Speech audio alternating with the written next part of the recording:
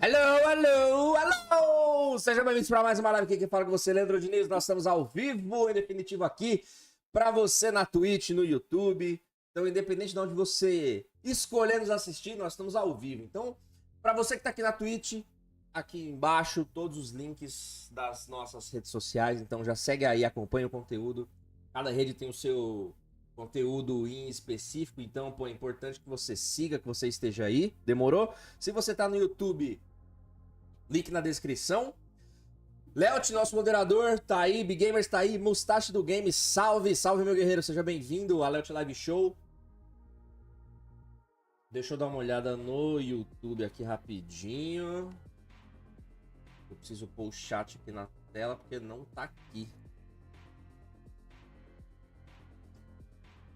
Mas isso é muito fácil de resolver. Vamos lá.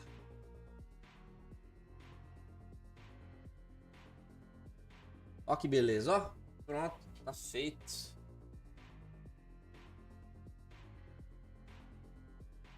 Ó que bonito, ó. E vamos que vamos. Hoje é o meu dia de live, toda terça e quinta, a partir das 8 horas. Mas hoje tem evento do Xbox, né? Então, fazendo essa cobertura aqui pra gente ver o que vai acontecer com a indústria, né? Porque o Xbox tá falando que agora vai ser multiplataforma, que vai colocar os jogos no Play. Estão falando que vão lançar coisa nova, enfim. Não sabemos. Então vamos descobrir agora, meu guerra. Vamos ver o que vai rolar. Vamos ver o que vai rolar. O que você acha, Mustache? O que vai rolar com a galera? Qual que é a sua previsão? Tem algum chute, algum palpite?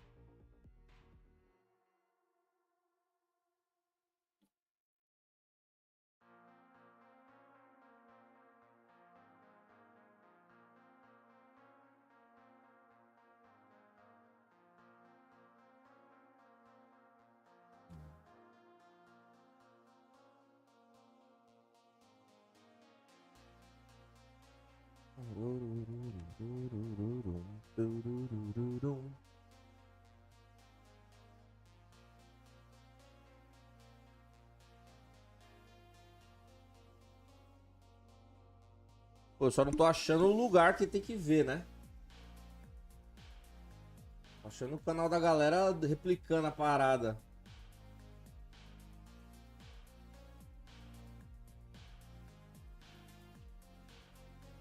Ao vivo. Nada ainda.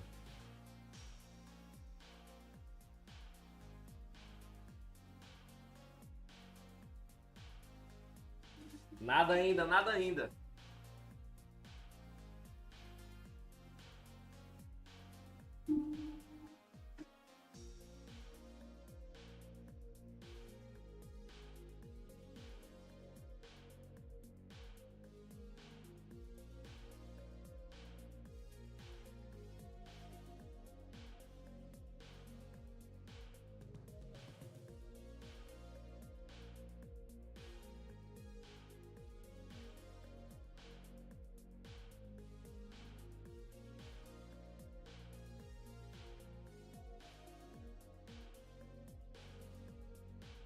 Tá de sacanagem.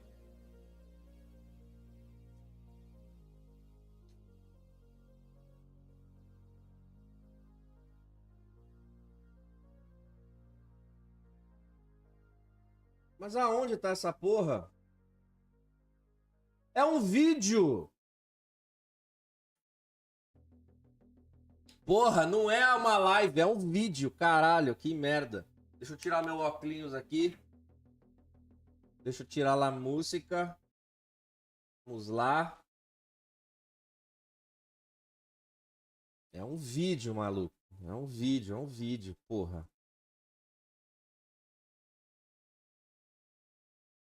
Bora, vamos pro vídeo.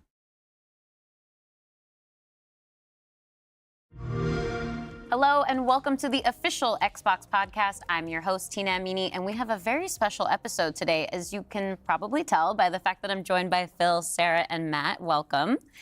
And we're going to talk about some updates at Xbox. We want to talk about game exclusivity. We want to talk about Activision Blizzard now that they're part of our portfolio, how that might be an impact on Game Pass. And we want to talk about hardware, too, and how all of this fits into the strategy at Xbox. So where should we start, Phil?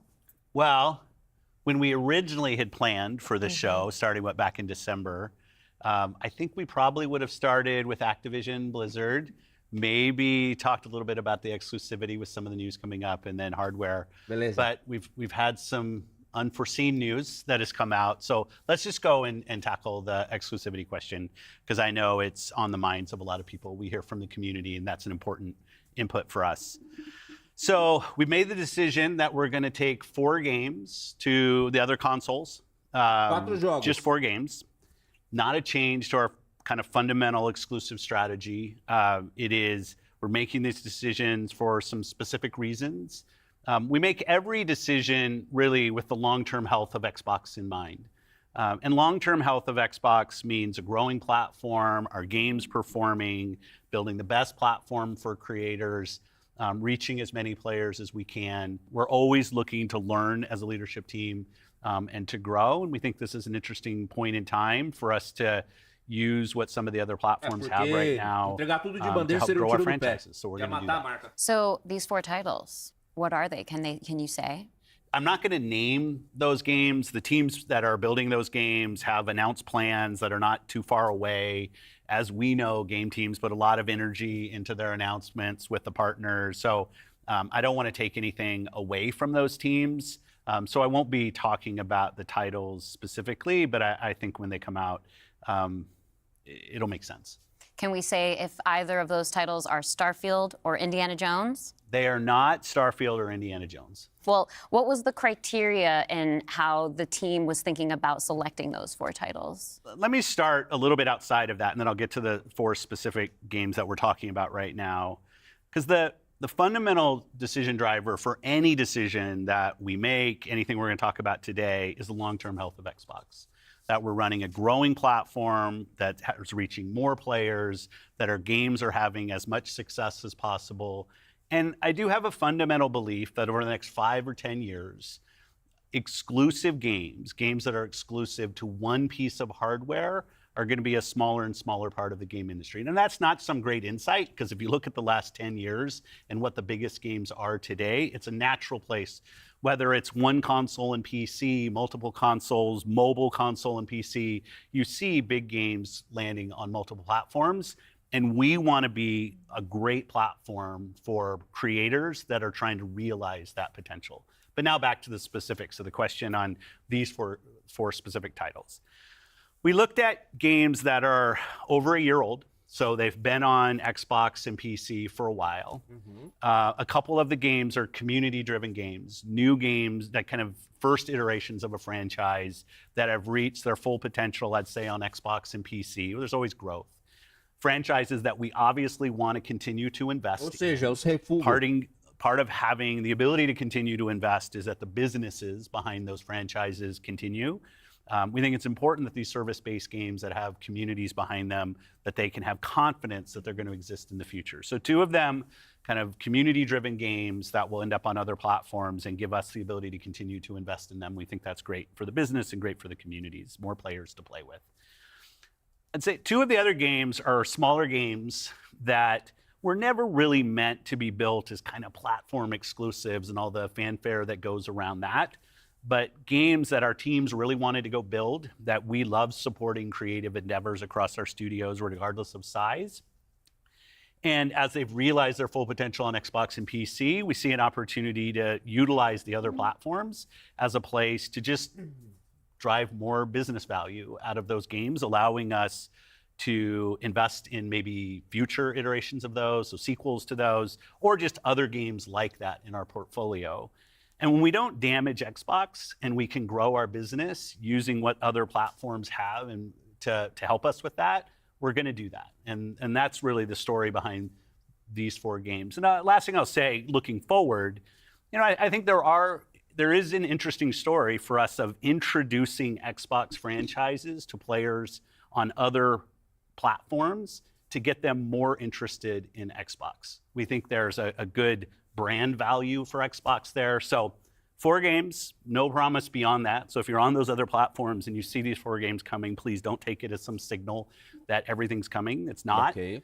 And we're going to learn.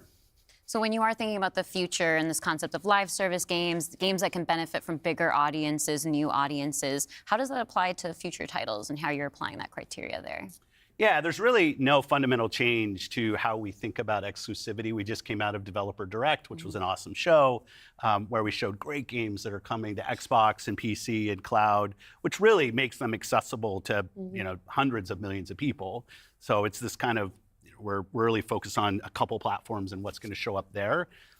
But our key of play the games you want with the people you want, anywhere you want, when everybody plays, we all win. These have been part of our strategy for years and will continue to be. Our focus is on how do we continue to grow the games industry by reaching more players in more places, and how do we grow Xbox as part of that. Xbox is a hardware platform, Xbox is a publisher of great games, and Xbox as a platform for the world's best creators. And then knowing that, how do we think about our first-party games and Game Pass? Yeah, well, to build on what Phil just said, one thing I would add, as you were talking about growth, is just that we've sort of seen this inversion over the last 5 years where it used to be that the platform was the biggest thing. That's right. And the games would sort of tuck in within the platform. Today, big games like a Roblox or a Fortnite could actually be bigger than any one platform. Yeah, and that really has changed the way that we think about things. So in the midst of all that, I think we at First Party can come back to sort of some core principles. First, that all of our games will be on the Xbox platform. Second, all of our games will go into Game Pass on day 1. And third, we know that Game Pass will only be available on Xbox. So there's sort of starting points for us. As Phil mentioned, there are games today that you can play that only can be found on Xbox.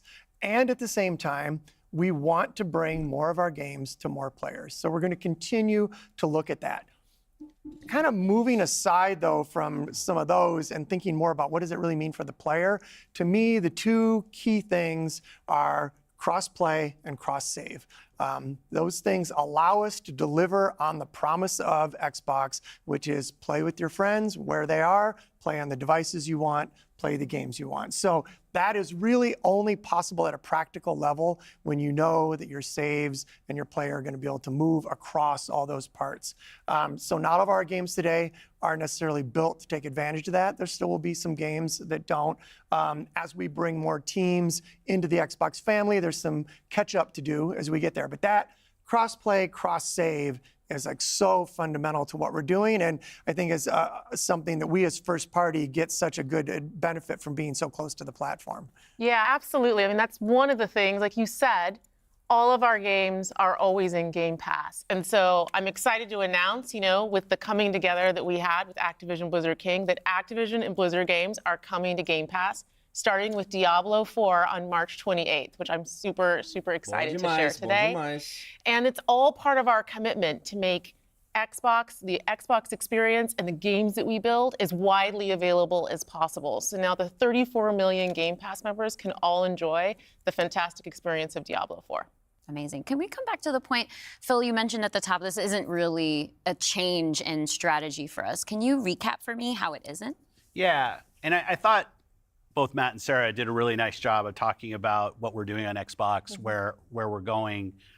If you take a platform feature like Xbox Play Anywhere, which has been a promise that we've made on our first-party games, that you can buy our game once, you're going to get to play across Xbox and Windows. I think we're the only platform that does this.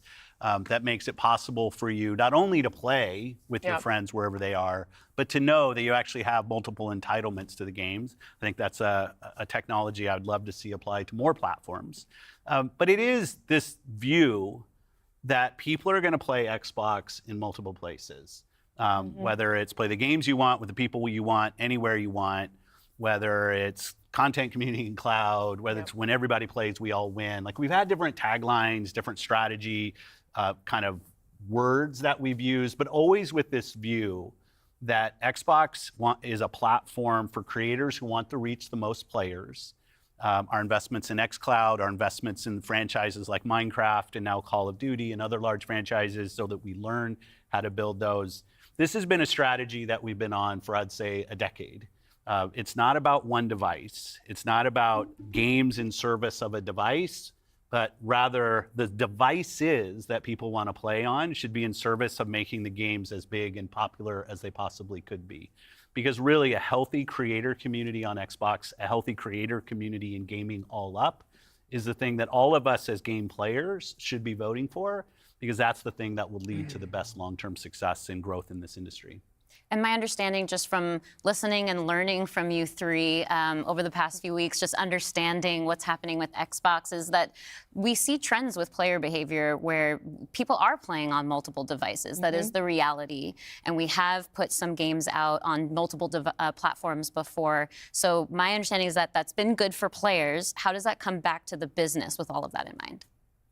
Yeah, as you said, we have shipped games on other platforms. In fact, realistically, if you look with the addition of Activision and Blizzard and ZeniMax, we're one of the largest game publishers on PlayStation. We're one of the largest publishers on the Nintendo Switch, especially when you put Minecraft into the equation as well. And now we're one of the largest publishers on mobile platforms as well. And that's not something that we want to back away from. We want to continue to be building great games that millions and millions of people can love, and that they can play those games where they want to go play. But we do understand the business success that Xbox has to have. Us as leaders in this Alguém tem que business, pagar a conta, né, the meu system guerra? today, the system that all companies that we play video games from is a world of you got to be growing your business. Growth in our Xbox business is critical to the long-term health of Xbox. Many people know I've been on Xbox for over 20 years. And I want to make sure Xbox is in the best position for the next 20 years. That means healthy player community, healthy creator community, and healthy business. So when we look at opportunities to allow more people to play, more people engage, more people to buy, more people to subscribe, it's all about putting Xbox in the best position. And our hardware is a critical component of that. The absolute best experience somebody has on Xbox is hardware that your team builds and that people play on. But that's not going to be everybody. We fully accepted that we're going to have Xbox players across all kinds of devices. So I think a lot of people think about 2023 as this incredible year for gaming. And in a lot of ways it was. There was some really amazing releases that I think we all enjoyed. But what were the signals behind the scenes that maybe indicated how we wanted to look at the future of Xbox and how we kind of keep up with the industry? Salve, Grilo! Tamo junto, meu parceiro. Obrigado pelo follow, seja bem-vindo ao Leeot Live Show. Estamos acompanhando o podcast do Xbox, que pensamos que seria um evento ao vivo, mas é um vídeo, então a gente está assistindo aqui para saber as novidades.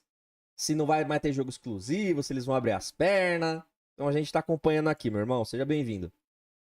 Yeah, such a good question. And I think it's, as people who care about the industry, which I assume is people who are watching this, it was an amazing year. Some great launches, some of the games that I think will stand the test of time and people will be talking about a decade from now. But it's an industry that didn't really grow. And what happens when an industry doesn't grow?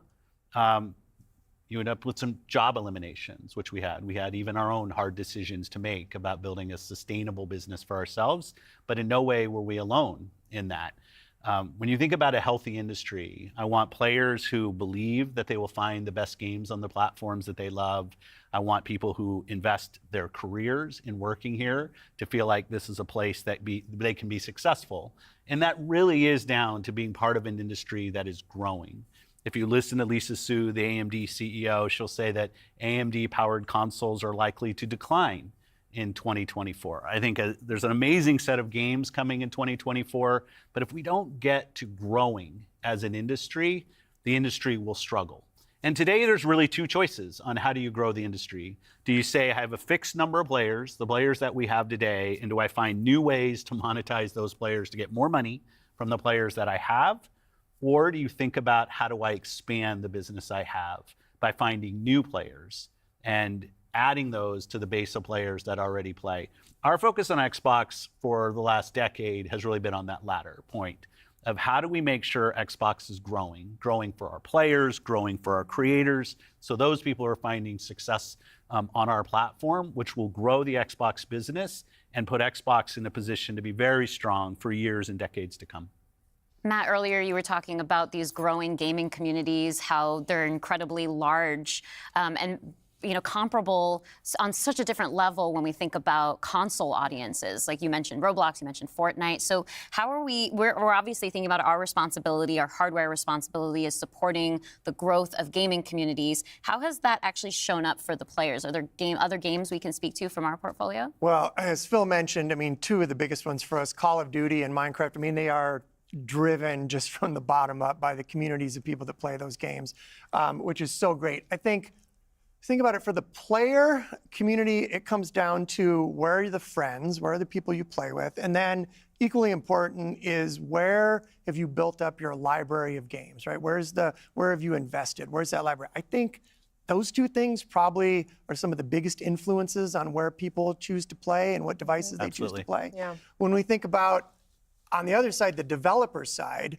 just any game developer wants their game to find the biggest audience possible. That's just the nature of building a game. You want people to enjoy and participate in what you've made. And I think we're in a unique position to deliver on that just because we are the platform. We build hardware, we've got a first-party games group, and then we've got a system that ties that together, that brings together your friends, your progression, your achievements, all of that. And I think that's really what has contributed to the momentum behind some of these communities. Yeah, absolutely. I mean, when you look at, just step back and you look at the history of the industry, we've moved from a place where it used to be that someone built and launched a game to accelerate hardware to actually the things we do with our hardware and with our platform are all in service of making those games bigger. And we think about that across all of the investments we make, the consoles we build, the investments we do with things like cross-play, cross-progression, the things that we're doing with cloud. How do we actually give more options to game creators so they can have the greatest success? I think one of the fun recent examples about this is actually Power World. You know, Power World was able to launch, they were a game preview, they launched in Game Pass, they also simultaneously launched in Steam. And through the combination of those things, Pocket Pair was able to have this outsized success, and it was the largest third-party Game Pass launch ever. And that's all because we give creators options on how they can launch their games. We've got subscription, we've got retail, we've got free-to-play, we've got game preview.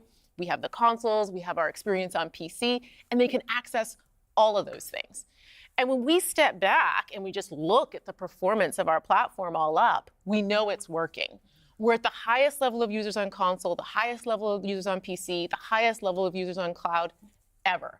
We have double-digit growth rate on PC and cloud, places where we're enabling creators to actually reach new players beyond the console ecosystem. And that's why we're leaning into it and doing more, because we see all those signals.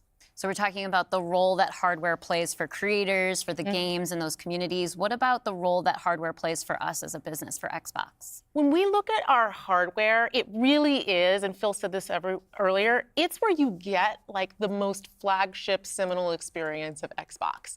And it also represents a developer target. Our developers can build the specs of our hardware, and we invest to make sure they know when they do that the games are going to run great on our hardware, but they're also going to be able to be accessed across any screen because of all the other investments we make. So we're giving them an easy way to access as many players as possible. And we actually have more creators right now building for Xbox than ever before by nature, thousands of them by nature of those investments. And we got more to come. There's some exciting stuff coming out in hardware that we're going to share this holiday. And we're also invested in the next generation roadmap.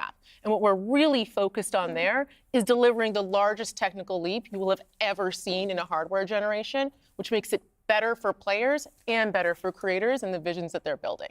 And then when we're talking about hardware too, there's these other considerations that are really important to our community, probably to each one of ourselves as well.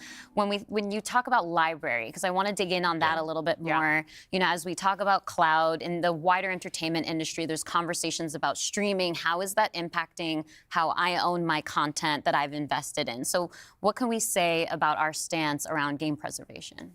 Yeah, one of the highlights for me of being in this position was getting to stand on stage when we announced back compat coming to Xbox One. Like, it was fantastic. People were reading the teleprompter before I could read it. I'm a slow reader, and just feeling the energy in the auditorium as we were saying that and online. One of the cues I think us as being part of Microsoft take is looking at Windows and how Windows over decades has maintained software compatibility with things that are built on it. Like I can still go back and play some of the games that I love playing on Windows from decades ago, and it will still run. And we try to bring that same view to consoles. It's harder in console because the line between what the hardware is and what the game is in consoles is traditionally, it's tighter, which makes compatibility, you end up doing these generational compatibilities. Quietinho, não quero ficar falando em cima do But I vídeo will não, say tá, guys? compatibility, No acabar, a the gente faz as ability to nossas not only play the considerações. games, but my saves are still there with our cloud save systems to try to keep the services up as long as we can so that people can play is a tenet of what we are as Xbox. It's at our foundation. And when we look at future hardware generations and what we're gonna support, making sure that we respect, which is the word I use, respect the investments that people have made in Xbox going forward is fundamental. And the fact that you get entitlements when you buy a game from us on both Windows and Xbox also means you have the ability to play that game across a multitude of devices, which I think furthers the compatibility of the games that you own. Can we go back to what Xbox stands for today? I think we've pretty much covered all of the elements, but if you could break it down for me. You know, when you play on Xbox, what we're saying is you're playing on a platform where you know the biggest games in the world are always going to be. You're playing on a platform where you get to access Game Pass. And all of the games from our incredible range of studios will always launch in Game Pass day one.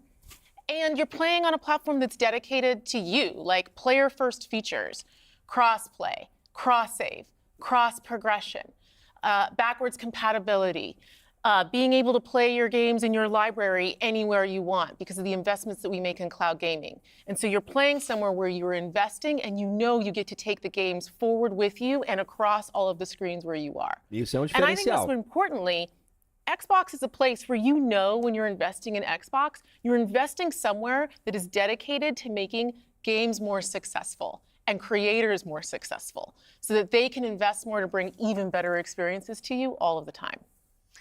Yeah, just that investment in the studios is so, and we feel that as part of first party with the platform proximity. You know, it's kind of amazing now to look out across all the studios we've got and just be reminded that we're now one of the biggest development organizations in the industry. What does that mean for players? It means that the biggest games are going to continue to come to Xbox. And this 2024, the year coming up, we've got more than 10 major releases coming up. Great stuff, Hellblade 2. We've got Diablo expansion. We've got Avowed, Ara, the Indiana Jones game. And there's more in development, which I think we're going to be able to share more about at our June showcase coming up pretty soon. Well, I guess I should get ready to work on that show. Well, thank you all for showing up on the podcast today, and we'll see the rest of you this June. Yeah. Thanks, Tina. Thank you. Acabou? Bom, eu vou deixar rolando aqui de novo, sem o coisa e sem a legenda, pra gente trocar uma ideia. Vamos lá. A parada é a seguinte, tava se rolando alguns rumores que quem tivesse um Xbox iria perder toda essa parte de exclusividade porque eles iriam abrir as pernas para as outras plataformas, tipo Sony e Nintendo. E todo mundo já começou a ficar com o cu na mão, porque, porra, várias pessoas, eu comecei a assistir vários vídeos aqui no YouTube, a galera comprou o Xbox pro bagulho não ser mais exclusivo, tá ligado? Isso realmente, de fato, é frustrante, tá ligado? Eu tenho uma relação muito íntima com o Xbox, porque a primeira vez que eu joguei online foi no Xbox.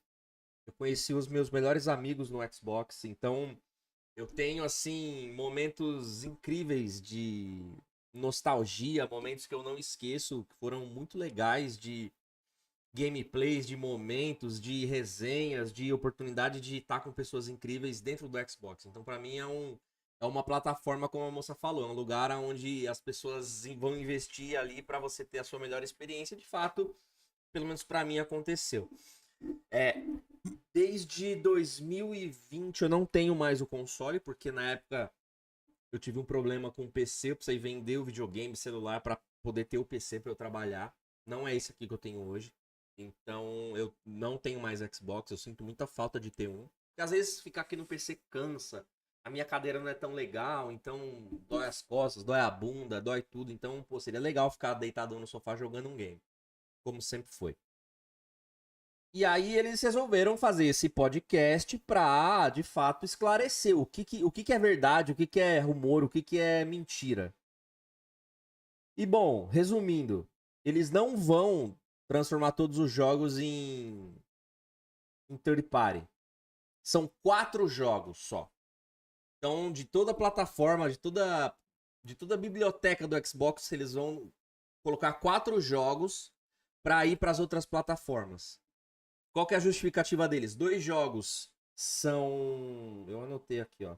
2 jogos são espécie de multiplayer. Jogo com uma experiência online. Que já atingiu, tipo, tudo que poderia atingir no Xbox.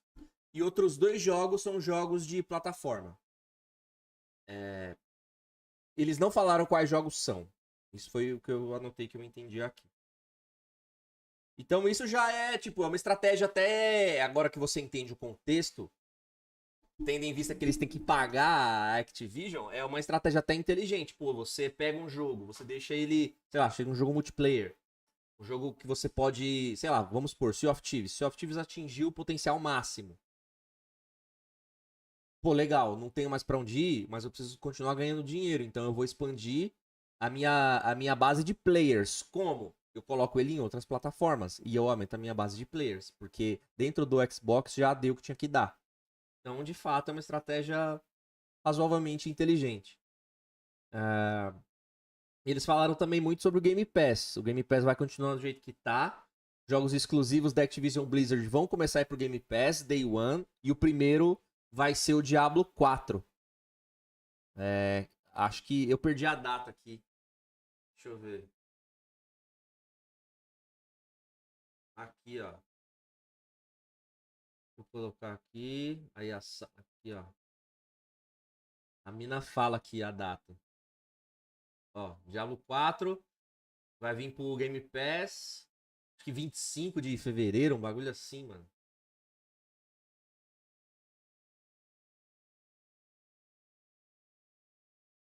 Chegarão começando com o Diablo 4. 28 de março. 28 de março, beleza.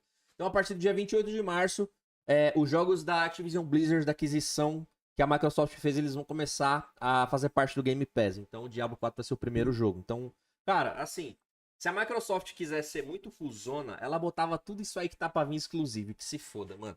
Aí sim ela ia monopolizar o mercado. Porque, porra, pensa que todo mundo que joga COD vai ter que ter um PC ou um Xbox. Ela ia fuder o mercado, mano. Eu acho que por contrato ela nem pode fazer isso. Porque não pode ter monopólio. Mas seria bizarro, porque isso ia dar uma virada no mercado, né? Porque a Microsoft toma um pau da Sony e da Nintendo em termos de vendas, de faturamento, isso é fato. Mas, cara, eu acho que isso aqui não é o fim do mundo, não. Eu acho que isso aqui é extremamente razoável e dá pra entender. Perto do cenário apocalíptico que a galera tava criando em cima dos rumores do Twitter, enfim, dos rumores que estavam vindo. E eles só falaram um pouco de nova geração, que eles já estão fazendo um roadmap, né? Eles já estão traçando aí o caminho de como será a nova geração. Porque se depender da Microsoft, não existe mais console como a gente conhece. Você joga em qualquer tela, velho. Na tela do celular você joga, tá na tela do notebook velho você joga, do PC você joga, do videogame você joga, da sua Smart TV você joga.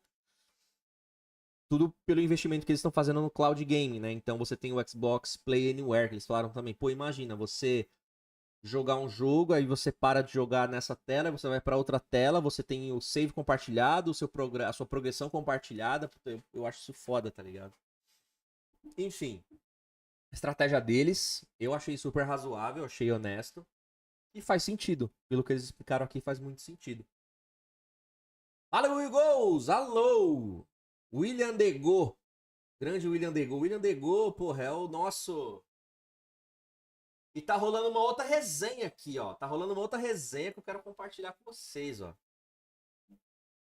O CEO da Twitch, ele tá fazendo live agora e ele tá com o Hayashi, com a Choke e com o Mount, mano. Deve estar falando de coisinhas legais aí. Eles já estão em live tem quase 2 horas. Que tá passando um AD aqui. Deixa eu passar o AD que eu desmuto. Pra ver qual que é a resenha deles. Paulo, but it's also a huge, huge city. Belém? Belém. Você é de Belém? Okay, y'all have to agree on one, because I won't remember all of them. Probably Fortaleza, yeah. São Paulo and Fortaleza, I think. Okay, good.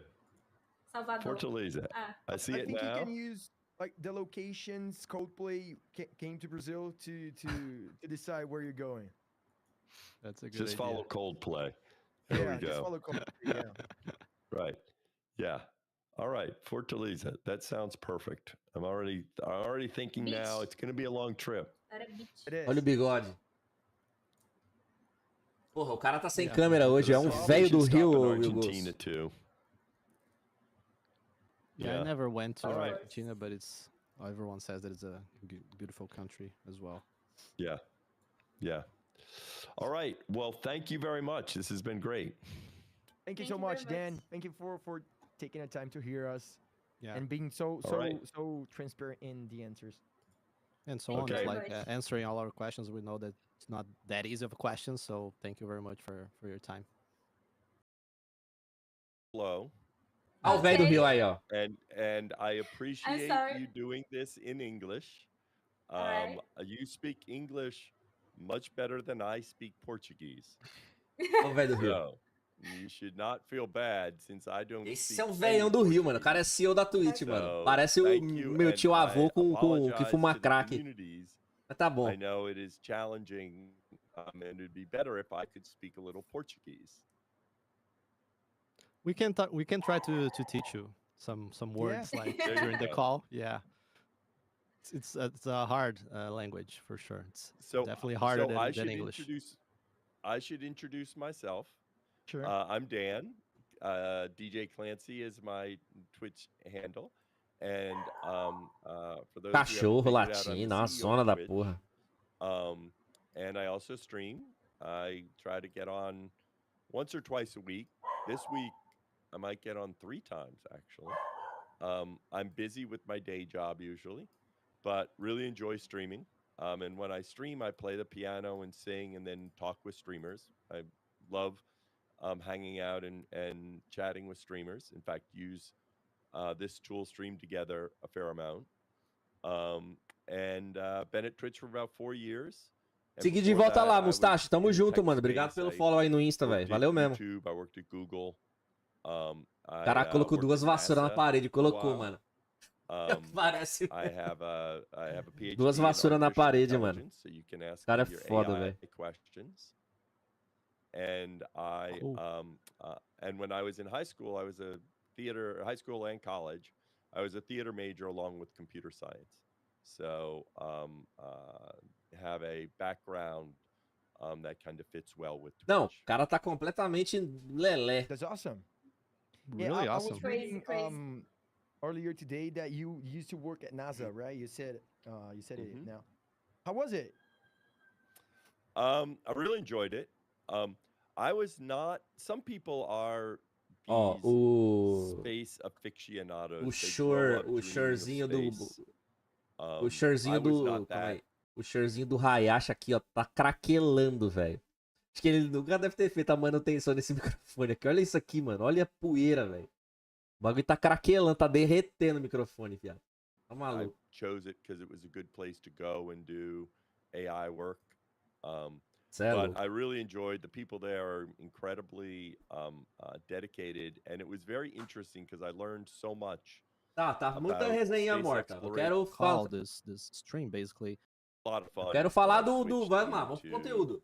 You're spending here with us, like it's a big opportunity. I'm pretty sure not only for me but for Choke and Mount as well. Yes. So we're streamers here on Twitch for like a while now and Essa mina aqui parece que ela é tipo Robson, né? Ela só vai ficar yes. Yes, no, yes. It's true. Tipo, ela só vai falar uma palavra só. Eu quero ver ela desenrolar também, have pô. these Aí, mina, fica opportunities, desenrolar. like, Não te really, conheço, really mas. big, especially because, well, we're all from Brazil, and our country is very huge. We have a lot of viewers Yeah. here, a lot of streamers, a lot of engagement. And Exatamente. sometimes Vai, Hayashi, dá things brilha, happen moleque. in like US or Europe or something, and then here it's a little bit different. So I think this call, this stream, basically is a good opportunity for us to ask some questions. You know, learn from you, from Twitch, and see what the future holds for our community. So Well, thank you for taking the time. Obrigado pelo tempo. I feel bad because I haven't Eu me gotten sinto down mal to South America yet. porque eu não fui pra since I've América been do Sul CEO. ainda. Depois que eu I have been down there twice. virei CEO. I've been to Chile twice, to Ele falou que teve Patagonia. 2 vezes no Chile. I do a lot of whitewater kayaking. Falou que And, vai, down faz there. waterpolo e caiaque. Have not Esportes been to de Brazil, velho, but I'm né? looking forward, Falou que quer muito vir pro to getting Brasil. down there. I've really enjoyed spending time Quer with colar numa streamers. revoada. I've been able to do that a lot in North America and in the U.S. I've been able to get over to Europe, and I'm looking forward to probably sometime. I suspect I will do it in our fall, winter, so that it's summer there, which is of course a wonderful time to be there. And might even plan a family trip back to Chile and then come over to Sao Paulo, and I'm looking forward to spending more time with streamers there. Ok. Nice. Can I start with the first one, Dan? Go ahead. I have a question that is related to you coming to Brazil. That is, it was a question from my community, to be honest. There was, well, Brazil is one of the largest regions to Twitch, right? Brazil's huge, but we don't have any sort of a Twitch event in here. Twitch comes to different events, but we never had any kind of TwitchCon, maybe in Brazil or Latin America. Is there any plans for us to have an event here in Brazil? Yeah, we would love to be able to do that. I think one of the things that is really special about TwitchCon is. Tá, o Mal te perguntou, tipo assim, ó, o Brasil é gigante, mas não tem um caralho do evento aqui. Quando que vai ter evento aqui? Na América do Sul, aqui no Brasil. Nós quer evento, filha da puta. Aí ele falou que queria que fosse possível fazer. It is Twitch in real life. And you see the diversity of the creators on Twitch. And it's a great opportunity for the community to have a real life experience. Ele quer fazer tipo, ele falou sobre IRL, tá ligado? Seria uma experiência do caralho fazer. I think it needs to be natural for the attendees. One of the challenges of. Falou que precisa ser algo natural, tá ligado? Não dá pra, tipo, vou fazer no Brasil, mas tipo, talvez não tenha apelo, a galera de fora não vem, tá ligado?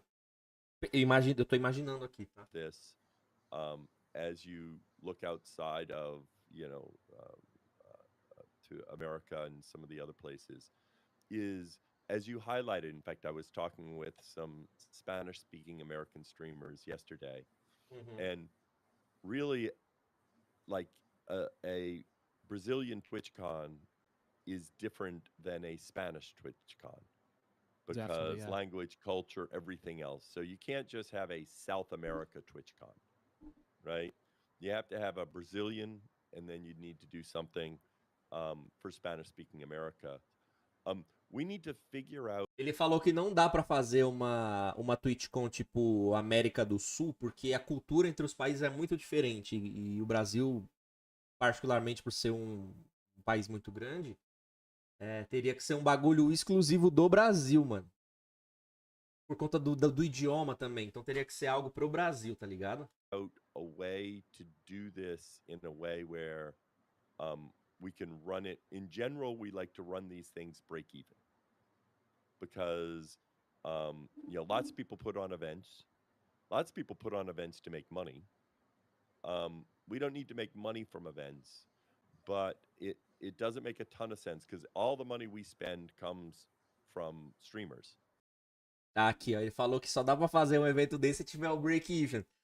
Então, tipo, o bagulho não se paga, tá ligado? A plataforma não se paga. Então, como eles vão fazer o evento se o bagulho não bate o break-even? Então, é complicado. Dá pra entender, mano. Porque não cai do céu essa porra. Essa porra tem que se pagar. O cara poder investir num evento. Ele falou, dá pra fazer o evento sem ter dinheiro? Dá, mas, tipo, cara, eles não querem. Vai tomar no cu. Eles já demitiram uma pá de gente. And so part of it is figuring out what type of event fits where we can run it regularly in a break-even fashion. We've learned a lot. I'll use an example of something that we learned in Europe that we didn't know. In general, moving things around makes it a much more expensive event because every year it's a different location. And so, and oftentimes the first year you may not break even, but the second or third year you will. We probably can't do it the same way we do TwitchCon North America because of the cost of production and everything else. But that doesn't mean we can't think of a different type of event that can bring the community together and still create that same sense of community magic.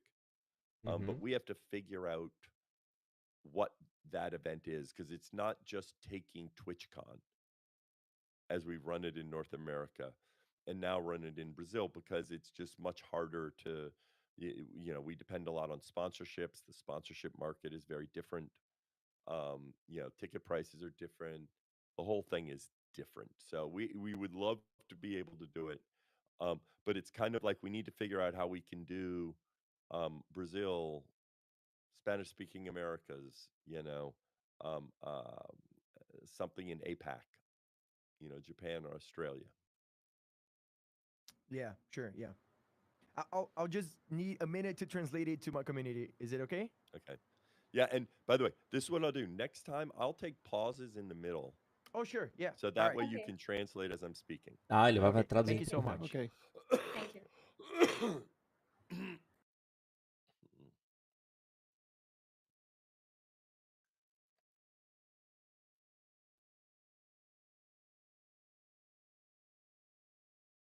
Agora eles estão falando com a galera do chat deles, mas basicamente é isso, mano. O cara precisa disso aqui, ó, plata. Porque ele falou que a única renda da Twitch vem dos streamers, mano. É isso, ele só tem uma... Mano, é bizarro isso, ele só tem uma fonte de renda. O que eu não sei, né? Porque tem anunciante pra um caralho também na Twitch, né? Vamos combinar. Eu particularmente não aguento mais ver o Mion na Twitch. Todo canal que eu entro aparece o Mion lá. Alta velocidade! Puta, Mion chato da porra, velho. Eu amo o Mion, hein, velho. Nossa, já deu, já tira, troca ele. Mia. Will Goes, toda hora o Mion, velho. Não aguento mais ele. Puta merda, o Mion tá foda.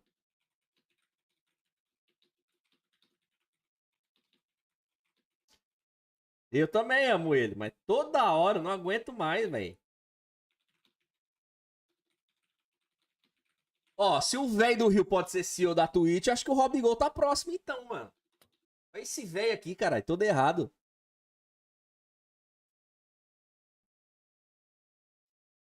Você não acha não, Will Goes, que o Robigol tem chance aí de um futuro melhor?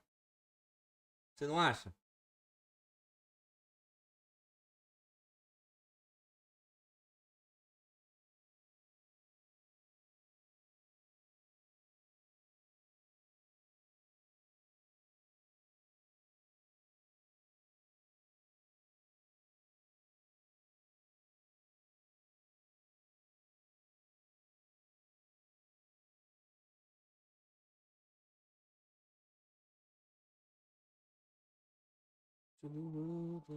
Que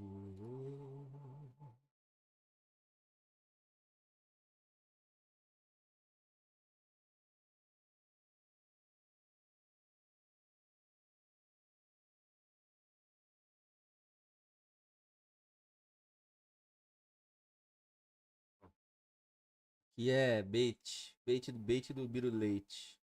Banir geral, tô banindo todo mundo aqui, foda-se. Baniu geral. Vamos lá. It's E com silêncio do caralho. One in place. Okay. And I typed it in there, but Os moleques estão trocando ideia it ainda. hasn't worked because it and that Beleza. pause. Yes. Yeah, let me debug in. go or something around. Aqui, beleza. You wanna kick off, Hayashi? Yeah. So Vamos lá. Hayashi vai mandar a boa.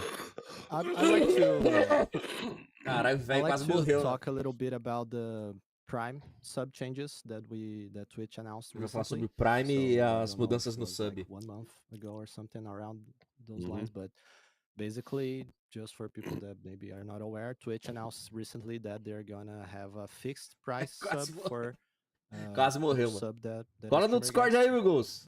via Prime, and that value will be different for each country, right? So basically, there's like a Vou map participar da probably that live Twitch comigo does that aqui, mano. reaches a number, and then this number is the number for the country. And I Se like to continuar ask assim, não if chega you no dia could das like crianças, é talk a little verdade. O more Duda tá jogando, about demorou, the mano. process behind those numbers, like why Brazil, in our case, with such a huge number of viewers, streamers, and probably subs, I guess, has such a low fixed value for each Prime subscriber for the streamer. Because we see countries that, well, I don't know, but they doesn't seem that huge, or like, I don't want to say important, but like in numbers, in terms of numbers for Twitch, as Brazil does, but with a much better value for each Prime sub for the streamers. So I'd like to ask why that is. Yeah. And also, if you would let me, recently Amazon announced that Prime will have an increasing price in Brazil. I think in March or April that's going to happen. I'm not so sure. And I would like to ask if this can make a difference in how much a Twitch streamer from Brazil will receive for each Prime sub. Yeah. So, and I'm trying to get the exact.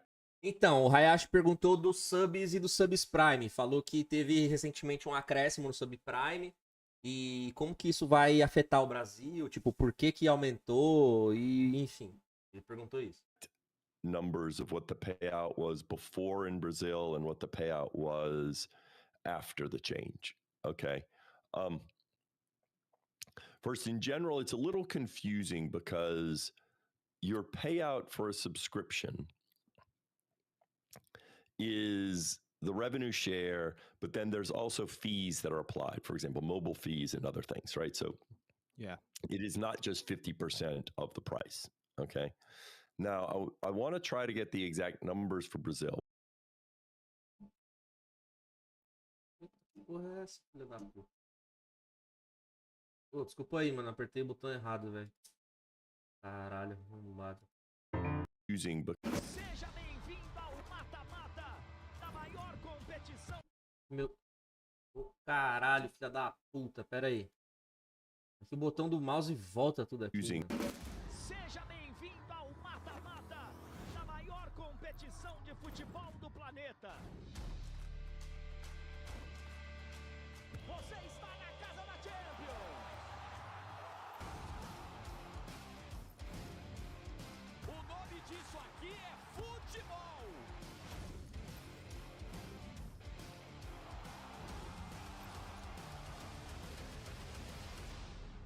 Caralho, tá sujão meu mouse, mano. because your payout for a subscription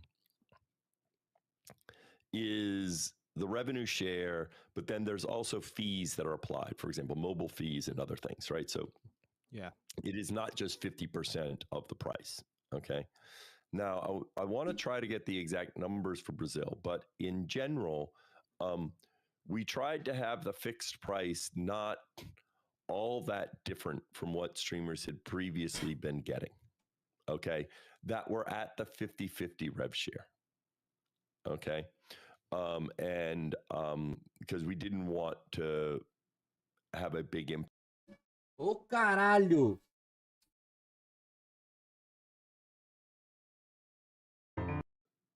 Have a big impact on streamers, and so Não mexo mais no mouse, there are a lot prometo. of factors that Deixa eu go só into dar Prime Beleza. in terms of like how much money we end up getting for it, right? Because we don't run Prime, and so one of the challenges in the way we were running Prime before was sometimes each time we would lose money, which meant we couldn't encourage people to use their Prime sub as much as we would like.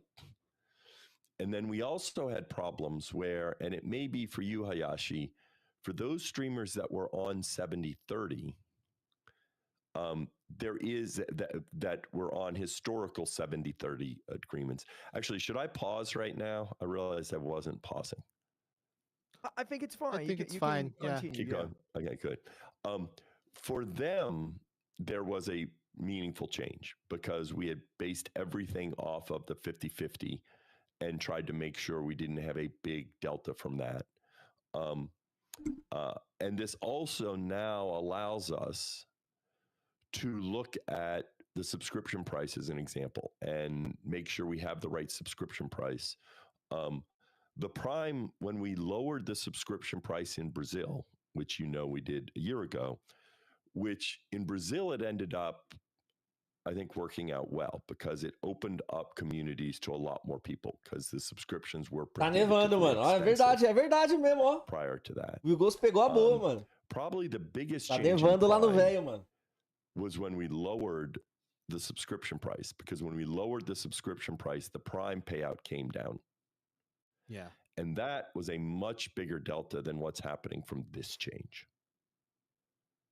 Yeah. I'm trying to get the exact delta from this change, but to make sure I'm not mistaken, because I don't remember each individual country, but in general, we tried to make sure that the delta wasn't greater than 5% or something like that. Dan, let me ask you something related to that.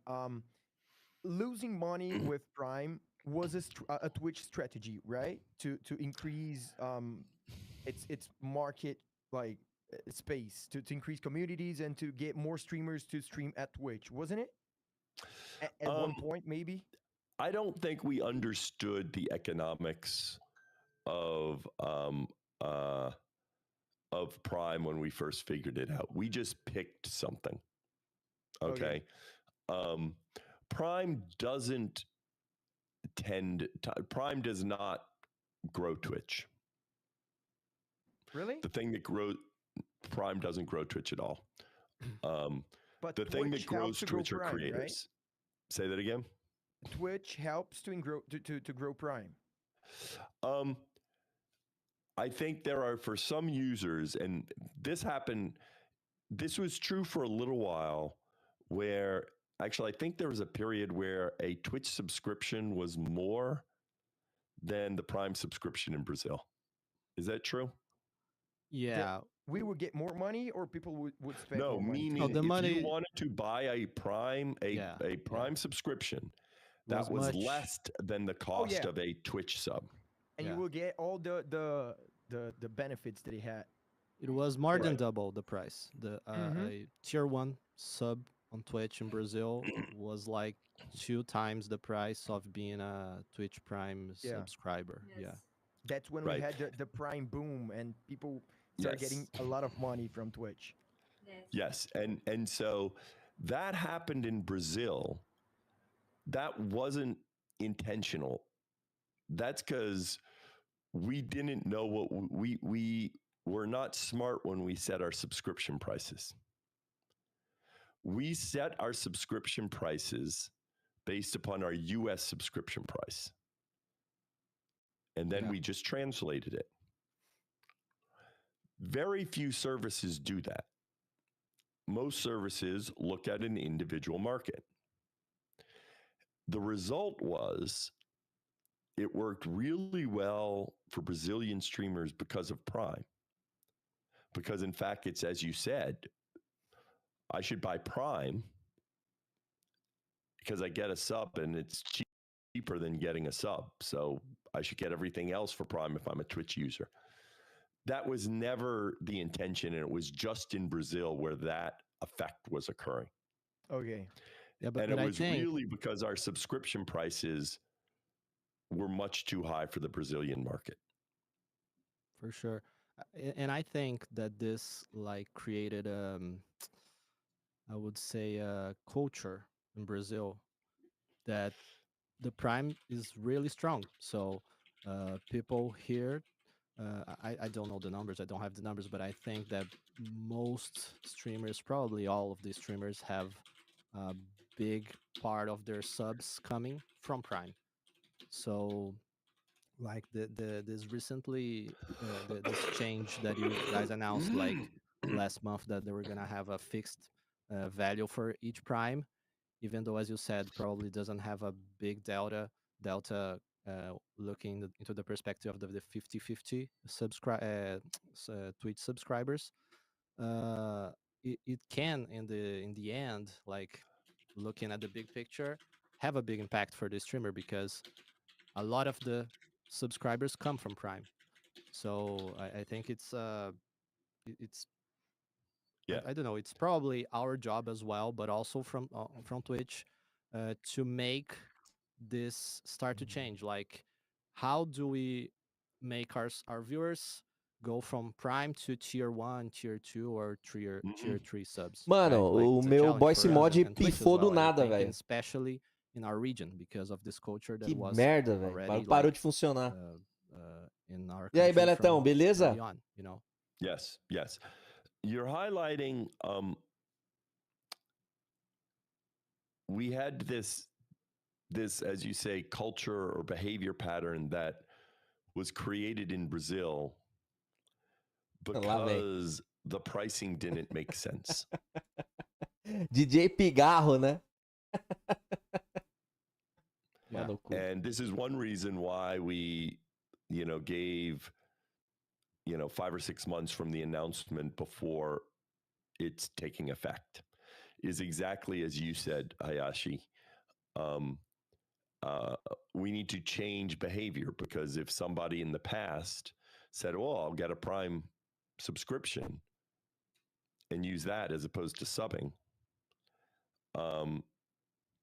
then we need to get them to say, "No, you should sub." In fact, in the most of the rest of the world, the Prime subscription is not substitutional for paid subscription.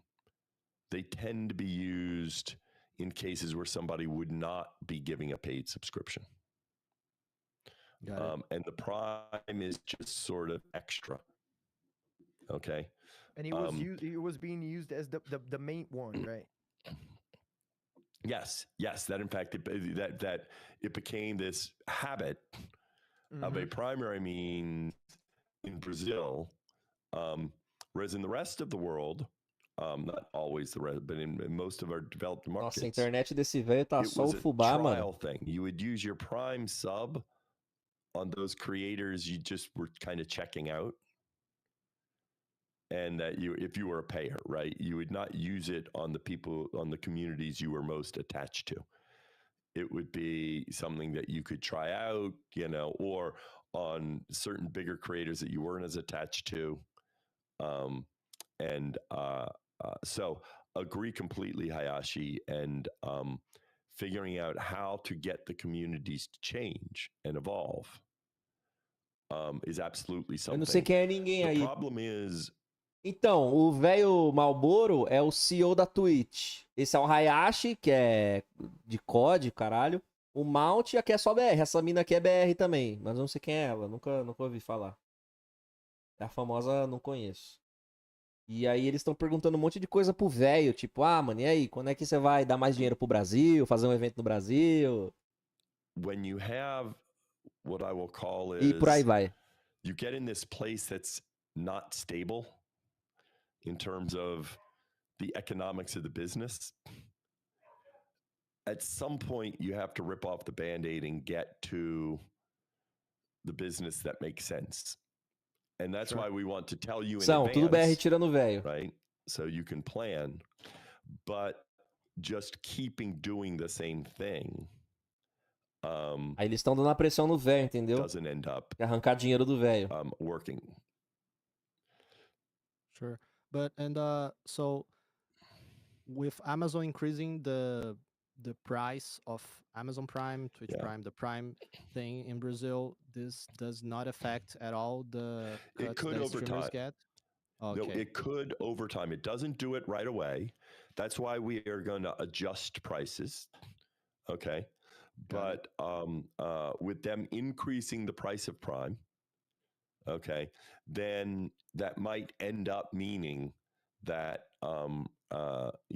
there's more that Twitch gets as part of it, and then that allows us to increase the price. Okay. That's why we want to be able to change it. And Prime, lots of things change in Prime, right? I can imagine. Yes, and absolutely, them increasing the price in the Brazil certainly might lead to us being able to increase the price after we see how that plays out. Okay, yeah.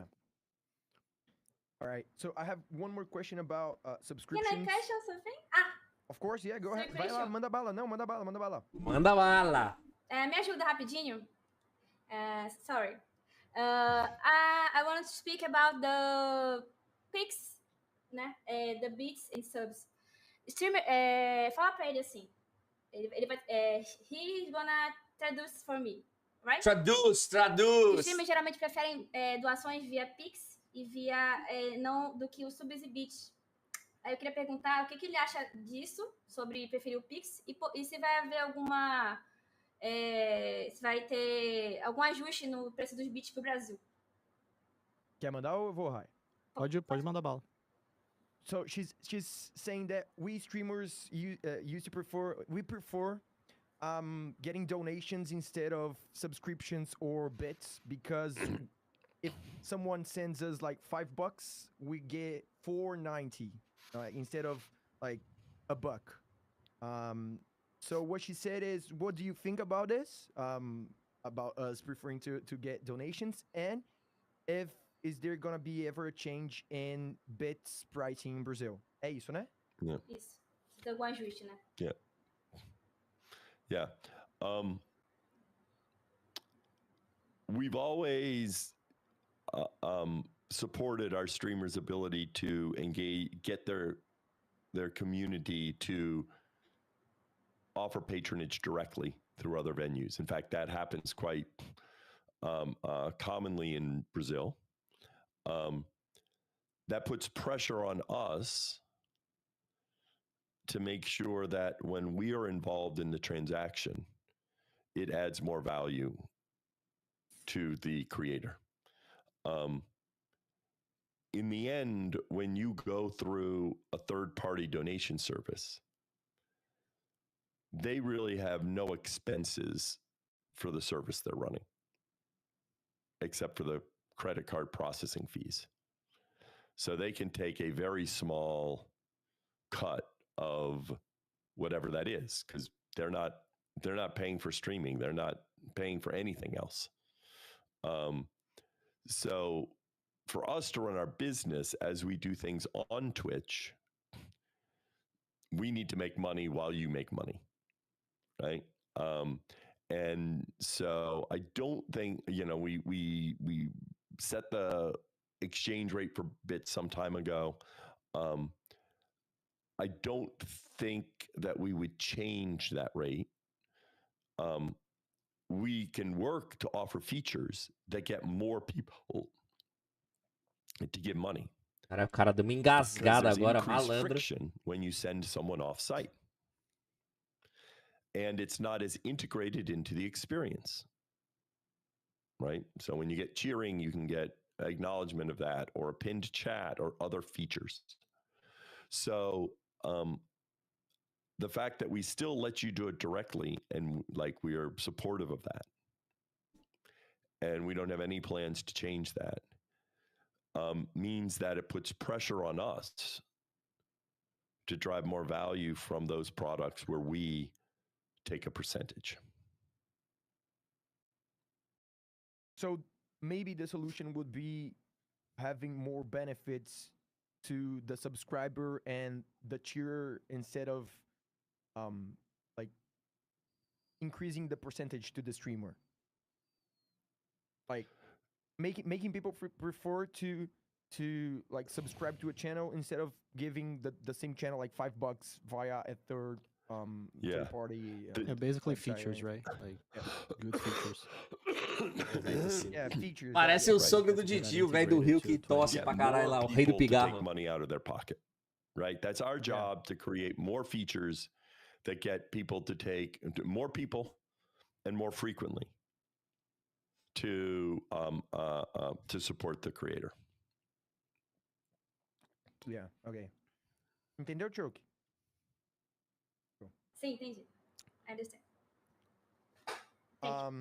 O inglês da last mina tá pior que o question Robson, mano. about subscription. Quer tocar é outra coisa? Não, pode ir. Depois eu faço. So when Twitch located the subscription price, Mano, I guess Ia... there was an Não, intention. pera. Você viu que ia rolar uma galinha ali, né? Você viu que a galinha ia começar.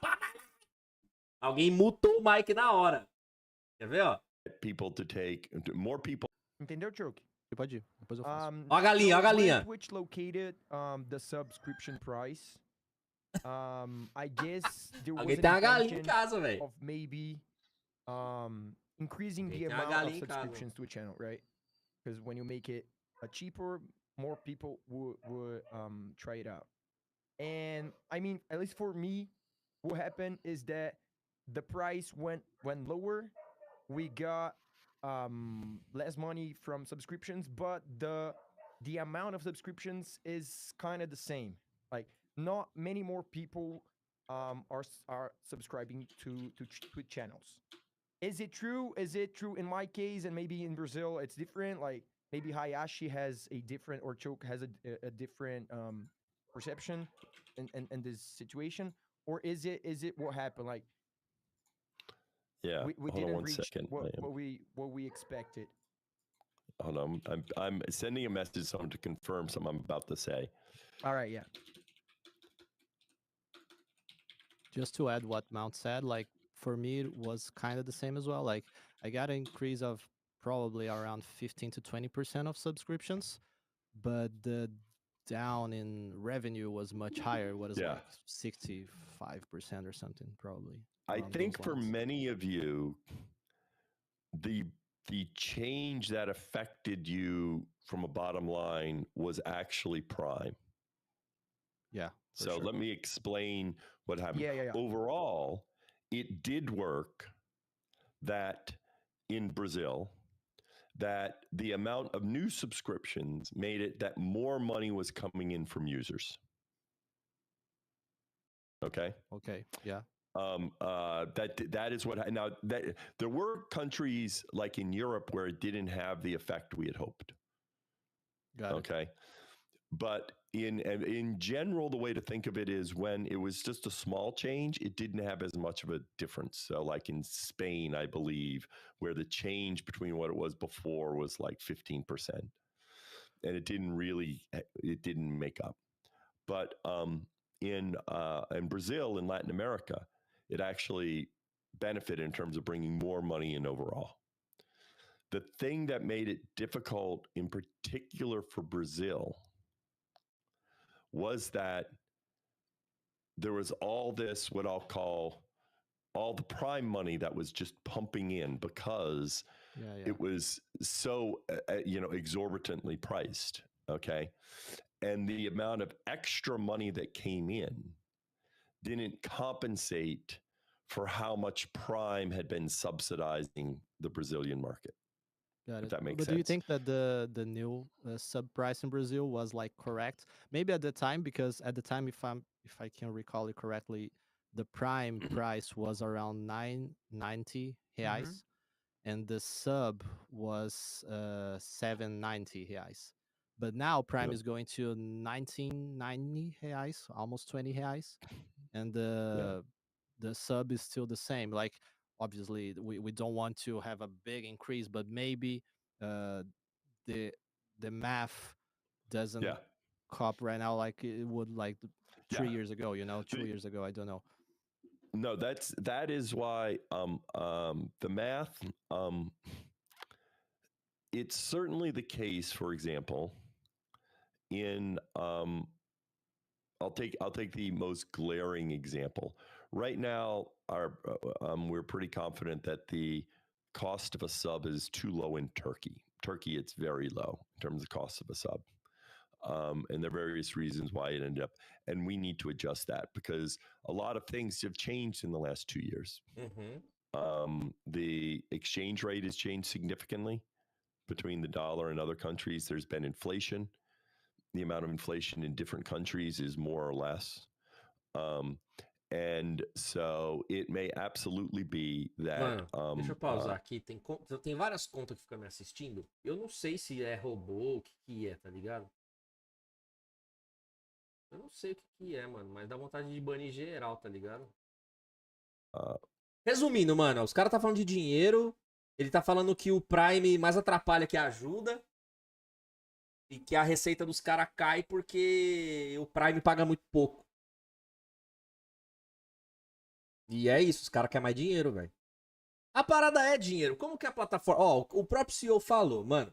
A plataforma hoje só tem uma fonte de renda, que são os streamers. O que vem deles. Então, como que você vai conseguir exigir mais pagamento, mais ferramenta, eventos, tipo, mais ativações da própria Twitch se não tem cacau? Aí fica foda, né? A Amazon não vai ficar tirando dinheiro dos bagulho dela pra pôr na Twitch. A Twitch tem que se pagar e quando começar, tipo, ter o break-even, como ele falou, que os eventos vão surgir a partir disso, né, mano? Então, porra, aí é foda. Ou seja, isso aqui não vai adiantar pra porra nenhuma. Os moleques só vai tirar dúvida mesmo. Ah, isso aqui é assim porque é assim e foda-se. Não vai mudar bosta nenhuma. Brazil now, we would do better by increasing it. One of the challenges we had before is whenever we were increasing the price, you also had Prime because since it was linked to that, you had this interaction between the two. In the same way it negatively hurts you, it would be, can we increase it? Because that would end up impacting Prime Gaming, right? That's why having these things coupled was challenging. And in fact, one thing that we're going to look at is to see, do we think we have the right sub price in different regions? We probably will start in some of the other regions and to see how the market responds so that we can learn. And then from that, we'll get more data to then say, okay, this is what happened in market 1, market 2, market 3. What do we think would happen in Brazil? Cool. Yeah. Because Eles estão ultimately, com uma cara tipo, you know, mano, a que lot of, bosta essa conversa, again, não there's vai been adiantar inflation, merda nenhuma. right? And so a lot of prices have gone up. The cost of buying your sneakers has probably gone up, right? But it hasn't changed with Twitch. So now we have more latitude to look into that. Nice. I would also like to ask about something that's probably more about Brazil. Maybe other countries have this as well. But currently, Brazil is one of the countries that doesn't have a deal with US for international payment or something along those lines. And I'm not so sure about the terminologies and stuff, but basically income from Twitch being held by US as taxes and stuff. So besides the cuts that every streamer has, like 50-50, 60-40, 70-30 with Twitch, we also have Ele tá more falando de 30% impostos cuts from us agora. by those As taxes. taxas dos Estados Which Unidos. makes living as a streamer here very, very difficult. Like for median streamers as well, it's already really difficult. So I'd like to know if this is something that Twitch have plans to trying to change, if this is possible at some way, because I know that Amazon has like a presence here in Brazil, which could maybe make us be paid through here and maybe solve those taxes problems, but I'm not so sure. Maybe I'm talking about something that I have no idea about. So that's what I'd like you The to issue, talk about if possible. the issue is not having a presence in Brazil. We have a presence in Brazil. Bem It's pequena, né? about the U.S. tax treaties with Brazil. So for many countries, we do not have to withhold taxes because of the tax treaty that the U.S. has with the other country. Now, I think there are things that by moving to a services agreement that we have been looking into about, you know, what's allowed and what's not allowed. Since it's all very complicated and very legal and very involved with tax, I am not an expert in that. So I am going to not speak about that because it's very easy for me to say something that is slightly incorrect. But this is it basically is an issue with the tax treaties, and we are continuing to look at ways that, where you might not have the withholding. Ou seja, o cara guivou da resposta porque ele tá com medo de falar alguma bosta. Que bosta, hein? Twitch thing. It's a legal, as opposed to political thing. It's a legal thing rather than a Twitch decision. Yeah, it is what we are obligated to do, legally. All right. Tem mais uma, Mount. I have a question about ads, so advertisement. Well, you say you work at YouTube, so you know this better than anyone here. That YouTube does a pretty good job on, I call focusing ads to like the right community. So if I'm a car guy and I make content about car something, if a car manufacturer wants to advertise on YouTube, my CPM would be much higher because the right advertisement CPM é o custo por mil. displaying to the right community. Does this happen to Twitch or to Twitch Brazil? And if not, is it something that we're looking forward to? Yeah. Yes, it absolutely does happen with Twitch Brazil. One of the benefits is of being part of Amazon is we leverage all of Amazon's ad technology.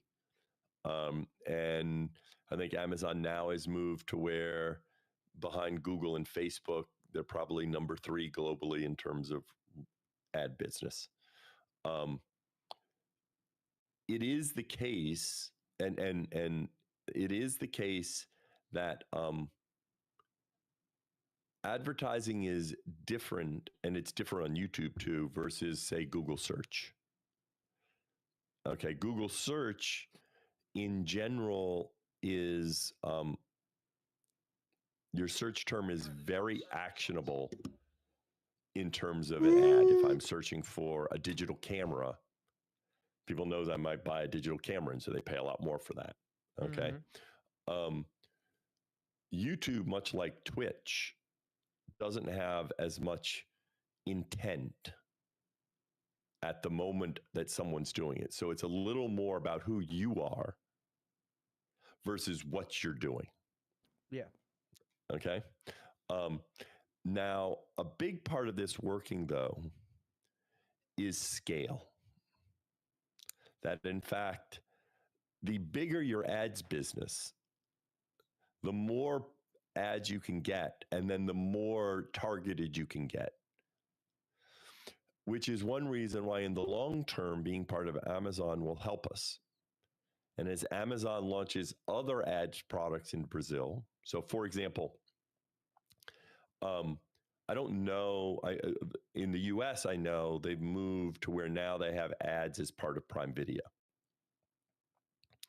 I don't know if they've done that in Brazil yet or not. I expect they will. Yeah, I'm not sure given that they've either. done that. But that creates more sellers out there. And in general, bigger ad businesses are more efficient because they can find that user, whether it's on Twitch or whether it's somewhere else. Okay. And the biggest challenge for us is we need to get improved what's called. É isso, mano. Resenha tá fraca demais. Eu vou esperar sair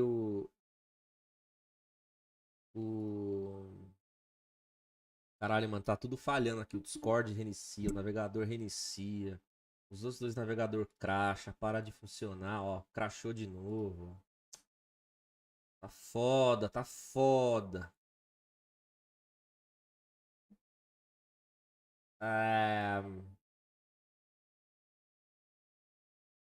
Cadê?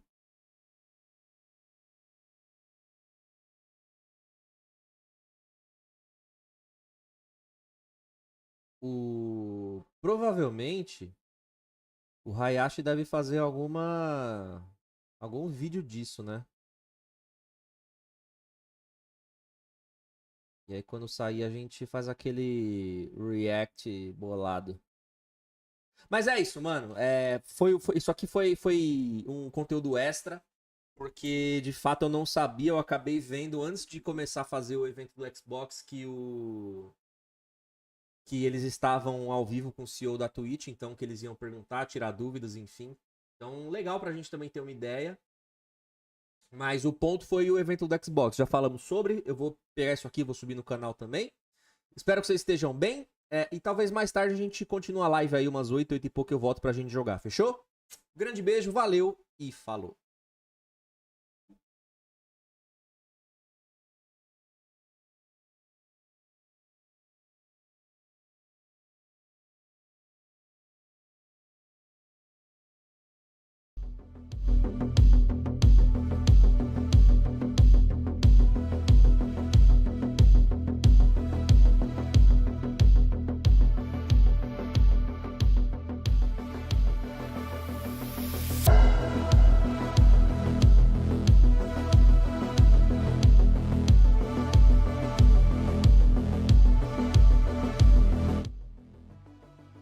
Eu vou mandar vocês lá pro Toninho. Fiquem aí, não saiam daí.